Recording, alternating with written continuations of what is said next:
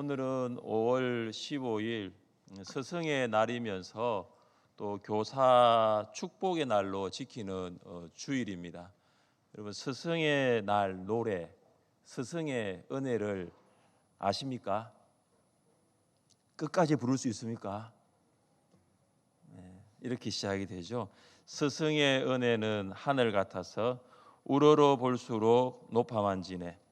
참되거라 바르거라 가르쳐 주신 스승은 마음의 어버이시다. 고마워라 스승의 사랑, 보답하리 스승의 은혜. 근사님들은 끝까지 부를 수 있을 거예요. 이 노래를 많이 불렀잖아요. 이 노래가 만들어지기 전까지 교사는 존경의 대상이었습니다. 학생들은 교사를 존경의 마음으로 대하였고, 선생님이 말씀하시면 그 선생님의 말씀을 듣고자 하는 기본적인 태도를 가지고 있었습니다.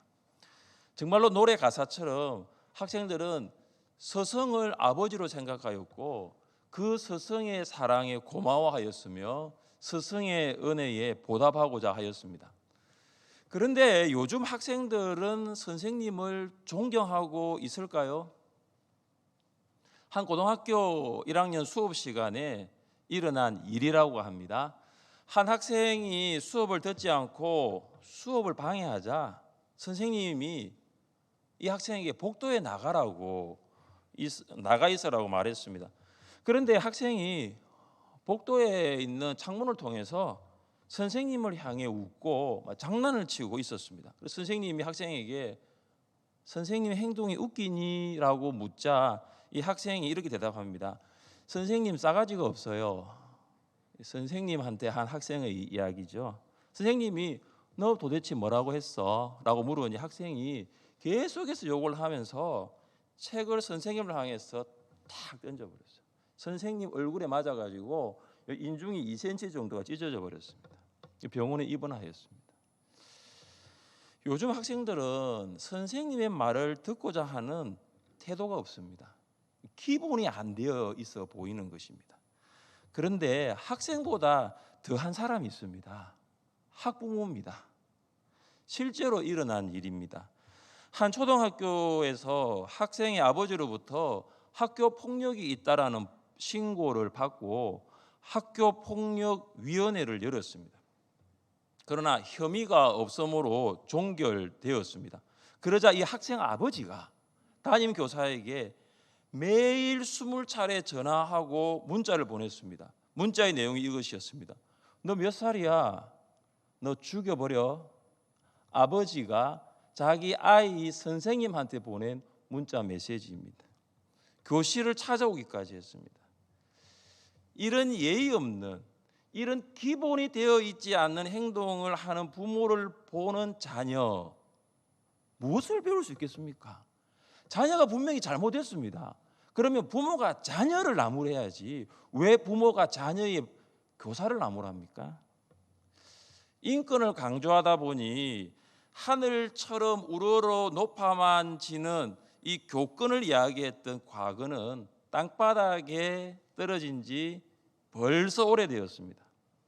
선생님의 교권은 학생의 학습권 뒤로 물러가 버렸습니다. 선생님의 교권은 학부모의 교육 참여권 뒤로 물러간 지 오래되었습니다. 그래서 선생님은 더 이상 학생들에게는 존경의 대상이 되지 않는 슬픈 현실이 지금 이 시대입니다. 사랑하는 성도 여러분, 여러분은 교회 학교 선생님을 존경합니까?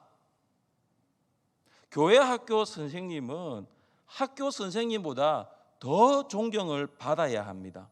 왜 그럴까요? 교회 학교 선생님은 영혼을 책임지는 교사이기 때문입니다. 학교 선생님은 자녀의 성적에 영향을 미친다면 교회 학교 선생님은 자녀의 믿음에 영향을 미칩니다.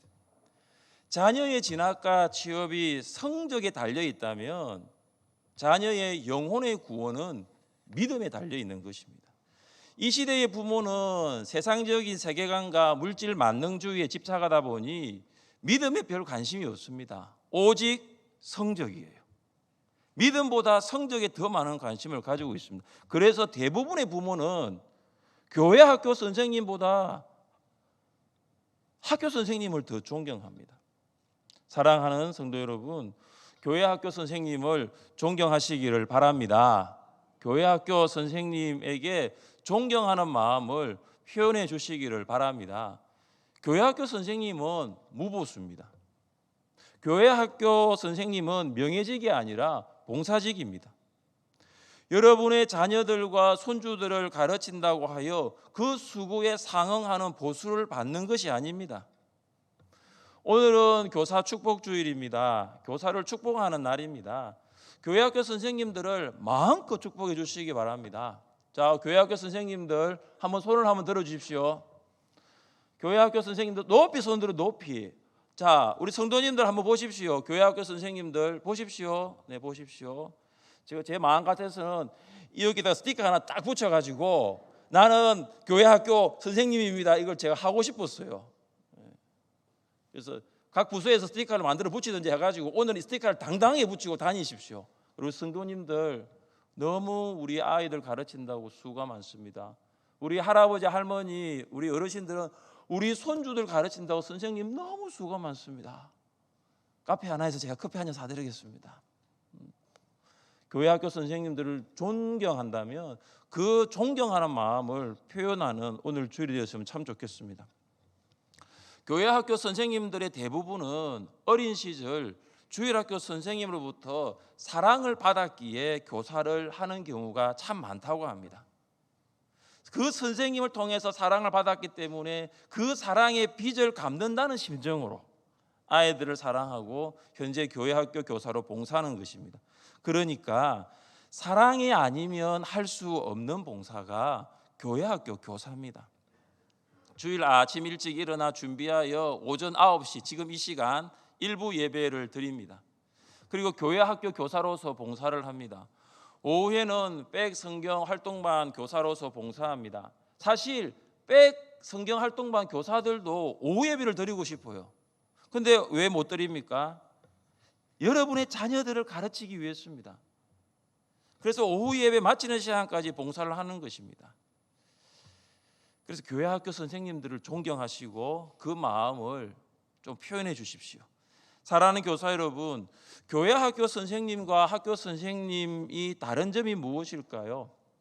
여러 가지 다른 점이 있겠지만 가장 큰 다른 점은 바로 교회 학교 선생님은 성경을 가르치는 교사라는 것입니다. 교회 학교 선생님은 성경을 가르치는 교사입니다. 사도 바울은 디모데에게 무엇을 권면합니까? 2절입니다. 또 내가 많은 정인 앞에서 내게 들은 바를 충성된 사람들에게 부탁하라. 그들이 또 다른 사람들을 가르칠 수 있으리라. 사도 바울은 디모데에게 성경을 가르치는 교사가 될 것을 권면합니다. 왜냐하면 이 디모데는 바울이 수많은 정인들에게 전하는 말씀을 들었기 때문입니다. 바울이 2차 전도 여행 중에 루스드라를 방문했을 때 디모데를 택하여 함께하였습니다. 디모데는 바울과 함께 베레아 또 아덴 또 고린도에서 함께 사역을 하였습니다. 그리고 예루살렘 여행에도 바울과 함께 동행했습니다. 디모데는 나중에 바울이 1차 로마 투옥을 하였을 때 함께하였고 석방이 된 후에는 빌립보로 갔습니다. 그리고 이후 디모데는 사명을 받아 에베소 교회의 목사로 봉사하였습니다. 디모데는 바울이 다니는 모든 선교, 모든 전도 여행지를 동행하였고 그곳에서 바울이 전하는 말씀을 들은 것이 분명합니다.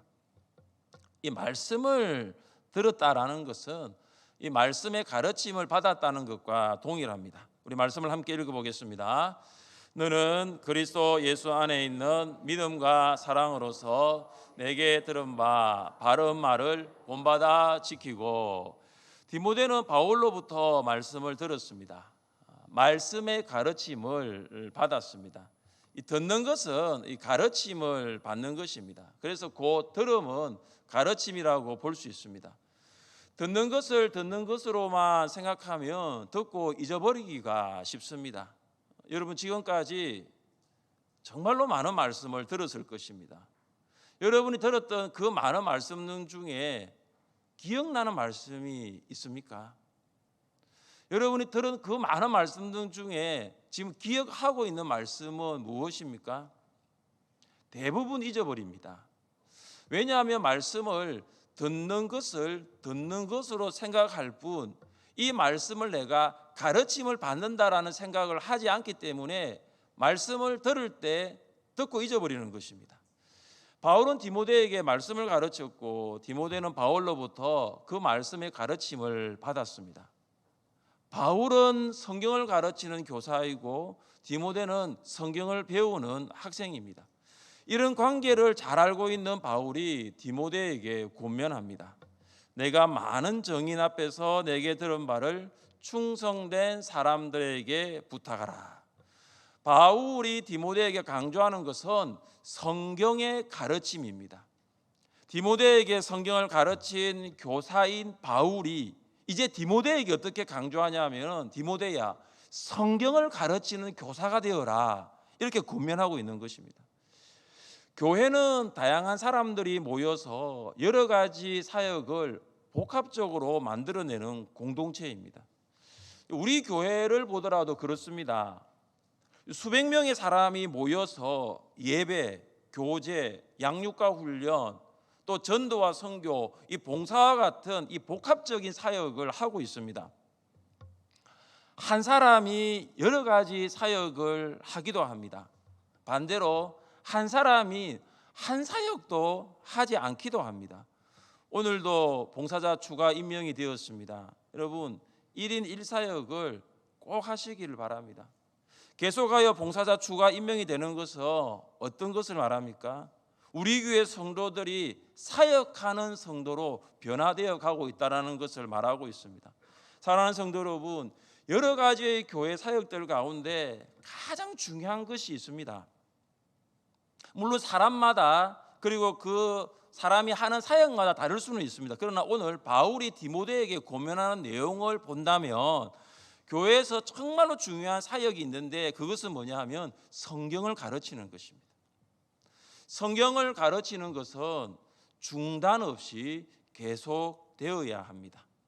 바울에게서 디모데에게로, 디모데에게서 충성된 사람에게로, 그리고 충성된 사람들에게서 다른 사람에게 이어지고 있습니다.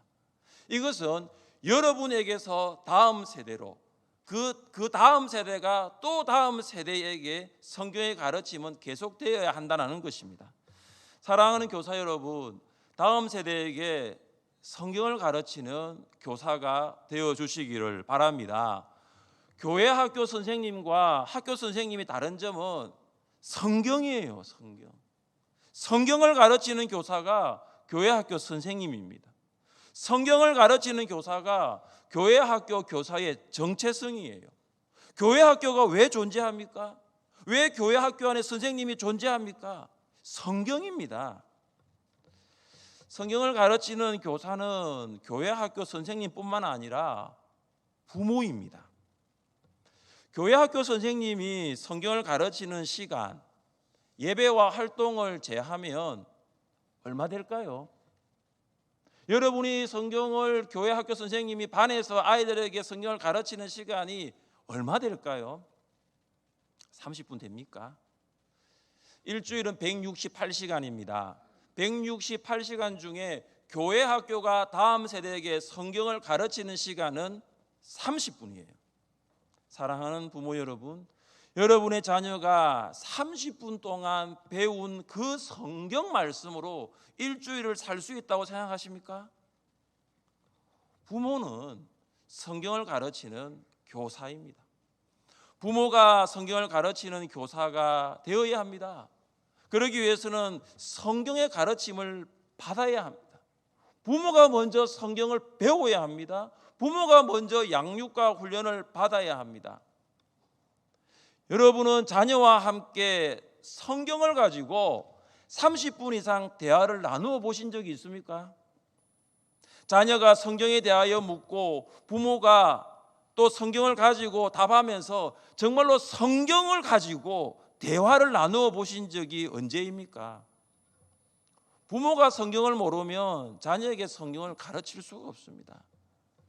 여러분, 자녀의 학교 선생님은 성경 가르치지 않습니다. 여러분, 자녀가 다니고 있는 학원 선생님은 성경 가르치지 않아요. 그리고 교회 학교 선생님도 성경을 가르치는 거 일주일에 30분이에요. 이것은 정말로 시간적인 한계가 많습니다. 성경을 가르치는 교사가 될 수 있기를 바랍니다. 우리는 어떻게 하면 성경을 가르치는 교사가 될 수 있을까요? 바울은 이 성경을 가르치는 교사를 세 가지에 비유합니다. 군인, 경주자, 농부입니다. 이 세 가지의 비율의 의미를 생각하시고 또 적용하여서 우리 모두가 성경을 가르치는 교사가 될 수 있기를 주님의 이름으로 축복합니다. 좋은 병사는 세상 일에 마음을 빼앗기지 않습니다. 우리 한번 따라해 보십시다. 마음을 빼앗기지 맙시다. 마음을 빼앗기지 맙시다. 우리 4절 말씀을 함께 읽겠습니다. 4절입니다.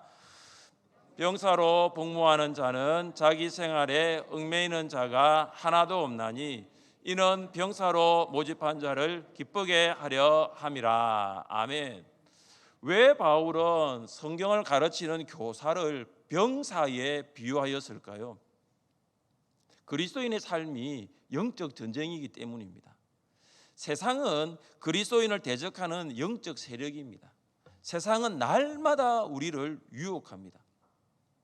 세상을 사랑하는 마음이 생기면 성경을 사랑할 수 있을까요?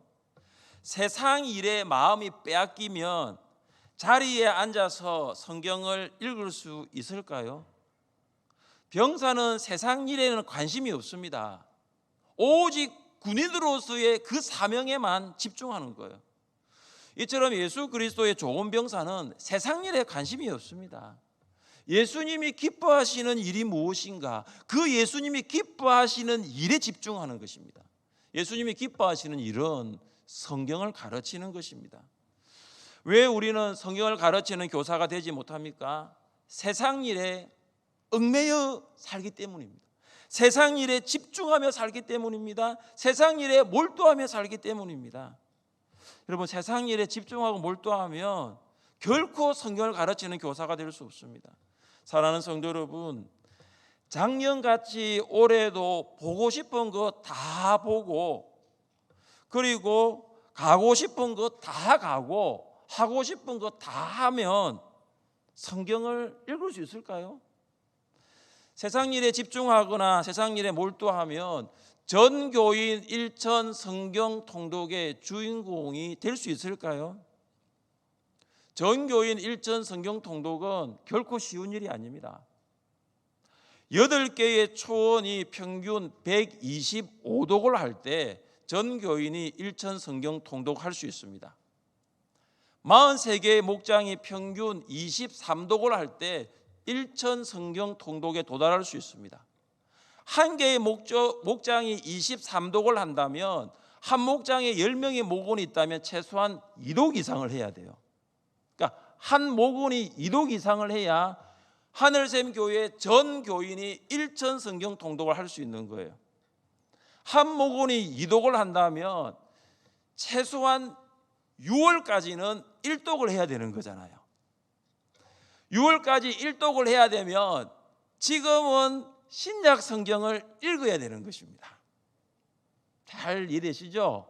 이 시간 한번 확인해 볼까요? 자, 1독을 하신 성도님 포함해서 지금 신약 성경부터 읽으신 분 말고 창세기부터 읽어서 지금 신약 성경까지 지금 신약 성경을 읽고 계신 성도님들 손 한번 들어 보십시오. 손 들어 보세요. 35%. 지금 왜 이런 결과가 나오죠? 세상 일에 집중하고 있기 때문이에요. 작년에 보았던 것 다 보고 작년에 하였던 일 다 하니까 시간이 부족한 거예요. 여러분, 지금부터라도 세상 일에 빼앗긴 그 마음을 성경으로 돌리십시오. 성경 읽기에 집중하십시오. 부모가 먹고 사는 세상 일에 집중하면 성경을 가르치는 교사가 될 수 없습니다. 부모가 자녀에게 성경을 가르칠 수 없으면 자녀는 성경으로부터 점점 멀어집니다. 자녀 보고 성경 읽어라 말씀하지 마시고 자녀와 함께 성경 읽는 부모가 되십시오. 자녀와 함께 성경으로 질문하고 성경으로 대답하는 대화를 시작해 보십시오. 세상 일에 빼앗긴 여러분의 마음을 성경에 집중하여서 성경을 가르치는 교사가 될 수 있기를 주님의 이름으로 축복합니다. 경주자는 규칙에 따라 달립니다. 우리 한번 따라해 보겠습니다. 규칙을 따라 달립시다. 규칙을 따라 달립시다. 자, 함께 5절 말씀을 읽어보겠습니다. 경기하는 자는 법대로 경기하지 아니하면 승리자의 간을 얻지 못할 것이며. 아멘. 바울은 성경을 가르치는 교사를 규칙에 따라 달리는 경주자에 비유하고 있습니다. 성경을 가르치는 교사는 규칙에 따라 달려야 합니다. 규칙에 따라 달린다는 말이 무슨 말일까요? 성경에 따라 살아가는 것입니다. 성경을 가르치는 교사는 성경 따라 말하고 성경 따라 행동합니다. 왜 성경을 가르치는 교사가 성경 따라 말하고 성경 따라 행동합니까? 성경이 말의 기준이 되고 성경이 행동의 기준이기 때문입니다. 교회학교 선생님은 그래서 믿음의 말과 믿음의 행동을 해야 합니다. 믿음의 말과 믿음의 행동은 어디에 있습니까? 성경에 있습니다. 교회학교 선생님이 성경을 읽을 때에 믿음의 말을 할 수 있고 성경을 읽을 때에 믿음의 행동을 할 수 있는 것입니다. 여러분, 이 성경에는 수많은 믿음의 말이 있습니다. 수많은 믿음의 행동이 기록되어 있습니다. 교회학교 선생님이 믿음의 말을 할 수 있는 것은 학생의 상황도 아닙니다. 교사의 경험도 아닙니다. 오직 성경입니다. 중고등부 사역을 할 때 학생들의 고민 중에 하나가 진로였습니다. 안양 예고를 다녔던 학생이 있었는데 이 진로를 놓고 고민을 하였습니다. 처음에는 연극 배우, 영화 배우가 되고 싶어서 이 예고에 입학을 하였지만 참석한 수련회를 통하여 예수님을 인격적으로 만난 후에 비전이 바뀌었습니다. 이 연극 배우, 영화 배우보다는 음악에 관심이 생겼어요. 그래서 실용음악과를 진학하고 싶었습니다. 완전 진로가 달라지게 된 것입니다. 그때가 언제냐면 고2 여름방학 때였습니다. 고등학교 2학년 여름방학이었습니다. 1년 반밖에 남지 않았습니다. 시간이 부족했습니다. 실용음악과에 진학하려고 하면은 많은 준비가 해야 되는데 준비가 되어 있지 않았습니다. 사실 피아노도 못 쳤어요, 이 형제가.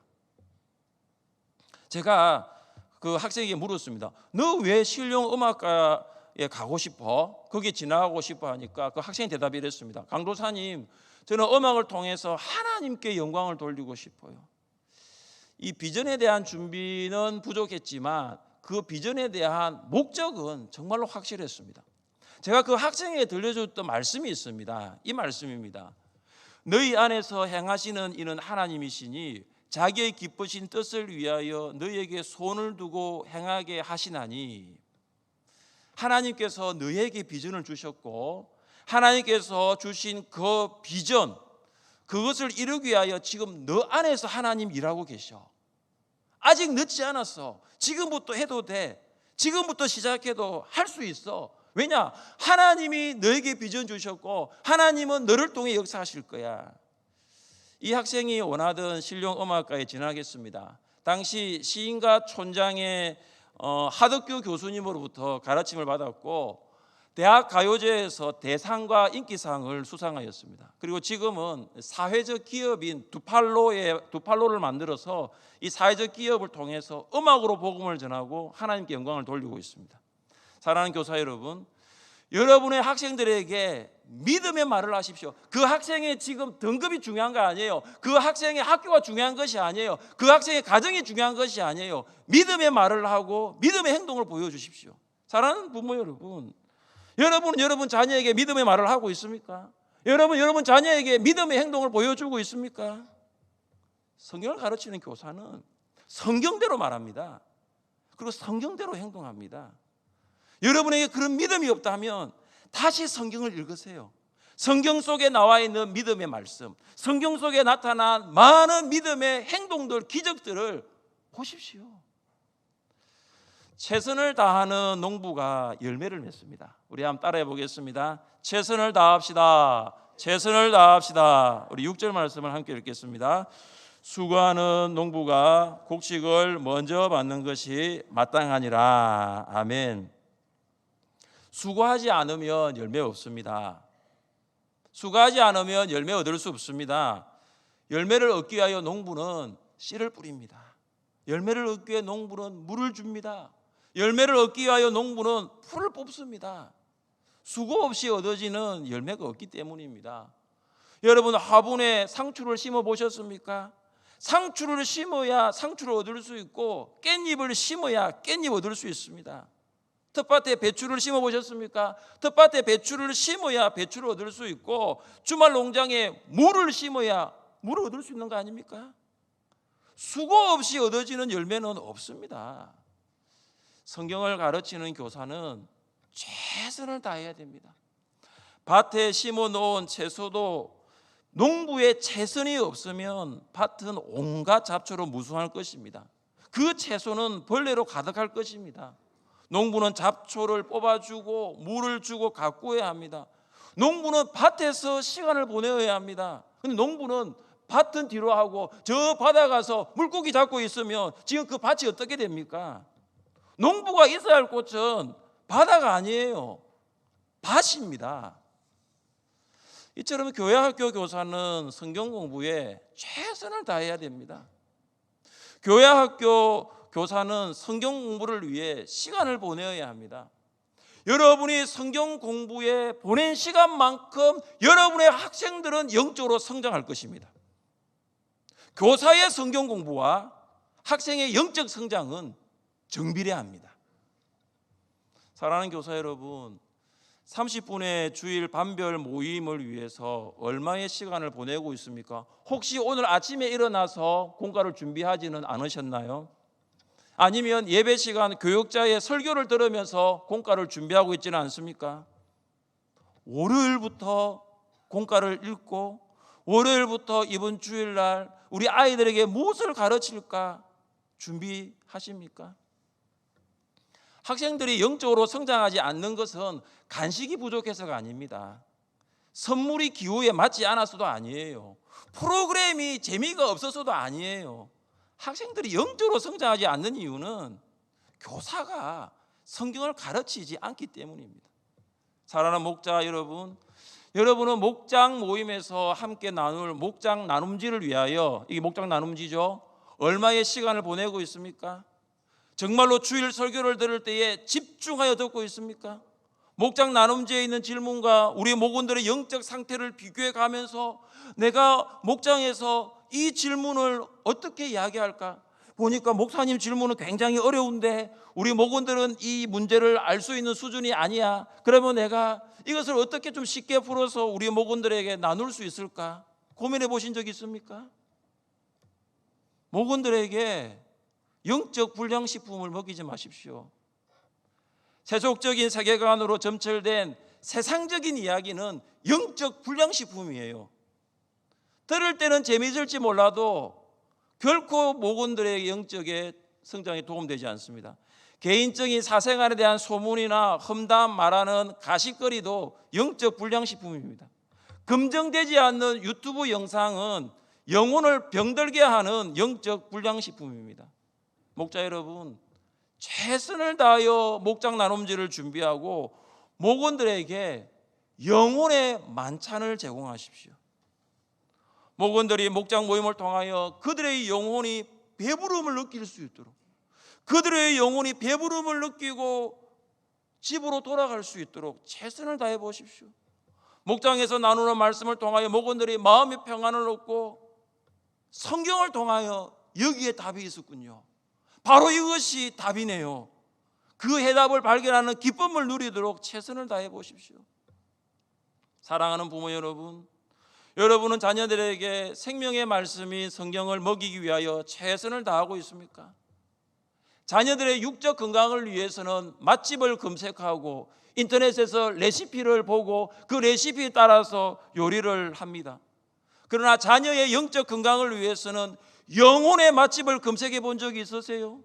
영혼의 레시피를 연구해 보신 적이 있으세요? 자녀들의 키가 자라지 않아서 왜 우리 아이는 이렇게 키가 자라지 않냐 안타까워하지만, 자녀의 영성이 자라지 않아서 안타까워해 보신 적은 언제이십니까? 자녀들에게 생명의 말씀인 성경을 먹이기 위해서 부모가 먼저 성경을 공부하십시오. 최선을 다하십시오. 정교인 일천 성경 통독에 참여하는 것을 다시 한번 말씀을 드리고, 혹시 멈추고 있는 사복음 필사를 다시 시작해 보십시오. 복 있는 사람을 통하여 말씀을 묵상하시고, 묵상한 말씀을 큐티방에 참석하여 나누어 보십시오. 부모의 영성은 자녀의 영성과 정비례합니다. 사랑하는 성도 여러분, 성경을 가르치는 교사가 되시기를 바랍니다. 세상 일에 마음 빼앗기지 마십시오. 세상 일에 빼앗긴 그 마음을 이제 성경으로 돌리십시오. 이제 성경에 집중하도록 마음을 돌리십시오. 성경 속에 있는 믿음의 말을 들으십시오. 성경 속에 있는 믿음의 행동을 보십시오. 마지막으로 최선을 다하십시오. 성경 공부에 최선을 다하십시오. 성경 읽기와 묵상에 최선을 다하십시오. 그때 하나님께서 예비해 두신 크고 놀라운 열매를 거두게 될 줄 믿습니다. 우리 모두가 성경을 가르치는 교사가 될 수 있기를 주님의 이름으로 축복합니다. 아멘.